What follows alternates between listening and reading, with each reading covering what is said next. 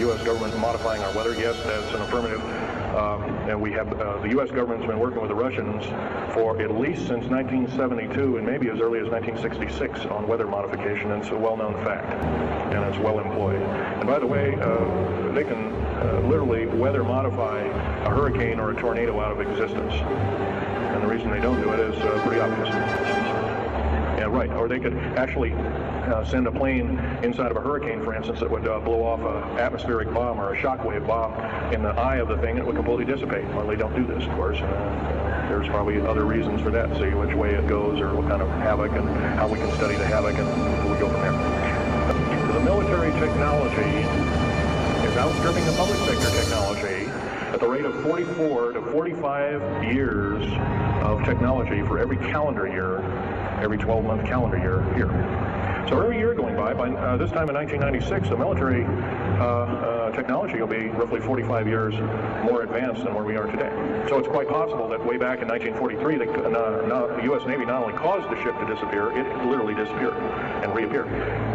Basically, military technology right now is about 1,200 years more advanced than public state technology. And computer technology right now, it's off the scale, I can't tell you. It's just right now, and employing just in black jet and stealth aircraft, the new computers are so completely advanced that we couldn't get them in the public sector for maybe another 40 or 50 years. The U.S. Army turned him over to the Navy, and he was a master machinist. Now, that's not a journeyman. A master means they can take a block of metal, make a gun or a watch or some other fine instrument. And he was a master machinist. He later became an MD doctor and part of the aerospace medicine group of the United States Navy. Was instrumental in helping build the USS Nautilus and its first nuclear-powered predecessor, the Enterprise, the first nuclear-powered aircraft carrier, and other ships like it. He pioneered all the ways in building very small and miniature nuclear engines, and he even helped work later on in his life. He helped develop the infamous grid bed nuclear motor, which is now employed in some things that look like flying saucers that people claim are flying saucers. Yes, we, in quote, the United States Air Force and other armed forces, are training other European forces to fly unidentified, or now identified, or, in quote, flying saucers. We've actually built several prototypes that are flying under names of black craft. Strategic metals. By the way, you might want to ask, where's all these kind of interesting new metals coming from? So over here on the whiteboard, we have the new periodic table. It's got 140 elements. Now, in our high schools of today, I saw a new periodic table had 105 elements on it. Now, somewhere, we're not being told the truth. Okay, on another subject, I have a number of items up here at the table. One of which here is, I can show it, is a heavy hunk of rock indeed. Someone wishes to speak with you.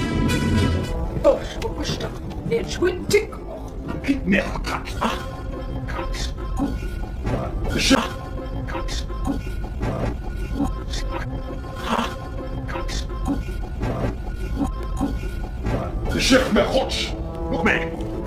Kijk.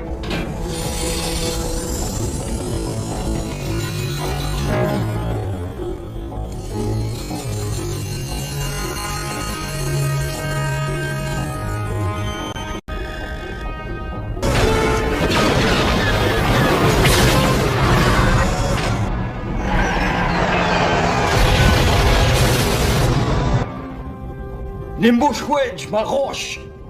Je naam. Je weet doodje. Je schoof. It has a weight of about a little bit more than a pound. 2.5 times the weight of uranium. It's not radioactive, can never be made radioactive. It's composed of earth, rare earth, clays, and powdered metals.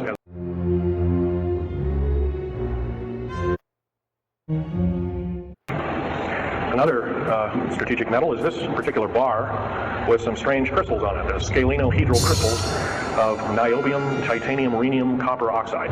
This complex group of elements, not found on the Earth in specific quantities. This was developed at Los Alamos through EG&G and other outfits, are employed in all black jet aircraft, all of them, including the, in quotes, sport model, the little flying saucer we occasionally see over at Groom Lake. And by the way, here's a very light element. It's composed of lithium metal, as well as a alien element, a little heavier than hydrogen, but a little lighter than helium, also employed in this. It's used in secretive methods of propulsion, and it also is in a peculiar scalenohedral crystalline form. And anything scalenohedral, and by the way, a scalene triangle is no side is equal to another side. A scalenohedral metallic crystalline structure is definitely an alien element. Here's one of the hardest so-called man-made rocks. Once again, it's got a number of alien counterpart. It's got an alien crystalline structure to it, very advanced. It's about 11 times harder than a diamond, about 70 times stronger than a diamond, capable of standing temperatures in excess of 10,000 degrees Fahrenheit. It is employed as very thin coatings or windows, tiny windows, in hypersonic aircraft that exceed Mach 5. Here's an interesting artifact. Right here in this hunk of rock, which by the way was an old 100,000-year-old chipping tool found in Syria, Jordan rather, excuse me, is an imprint of, it looks like a fossil, but it's not.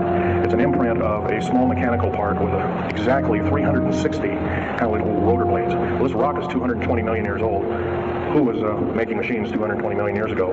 Maybe von Däniken was right after all, huh? Here we have an actual piece of agatized fruit, or it's similar to a lime. It's even been pecked by a bird at one time, and that's still there. So it's instantly turned to agate. It is the same agate or chemical structure as material found at Hiroshima and Nagasaki after the A bombings in World War II, where grasses and flowers and petals of flowers and other kinds of things were instantly petrified, turned to agate. It is the same identical crystalline structure. However, this particular piece is about 20 million years old, and it's still got its original green coating, and it's basically unchanged, perfect condition.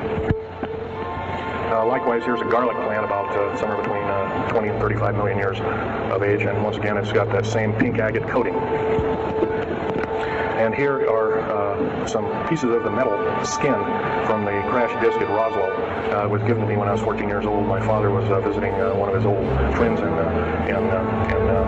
the Navy archives, as well as he was in the Royal Navy in England. And I, as a 14-year-old boy, I said, "Gee, Dad, can I ask Johnny?" He said, "Oh, go ahead, ask him.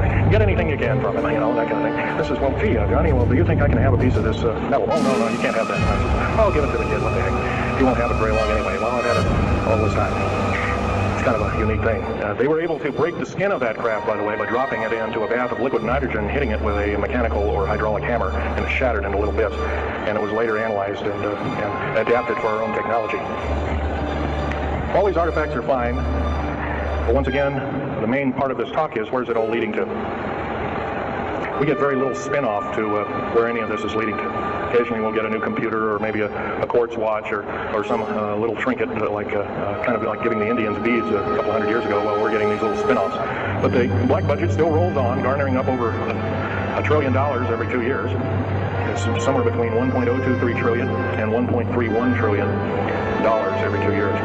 And every year it goes by and the black budget is unchecked, unaccounted for. It's just subverting our country. That's number one. Number two is that these underground military, first of all, if there was something like a nuclear war or there was a definite enemy out there where we were going to be under attack, like from China or someplace like that, I could see maybe a couple of dozen underground bases for a government, and so it could theoretically rise up like the phoenix out of the ashes. Well, not 131 of these. And if you were going to so-called round people up and put them in prison camps, what a better prison camp than underground, where nobody knows where it is anyway.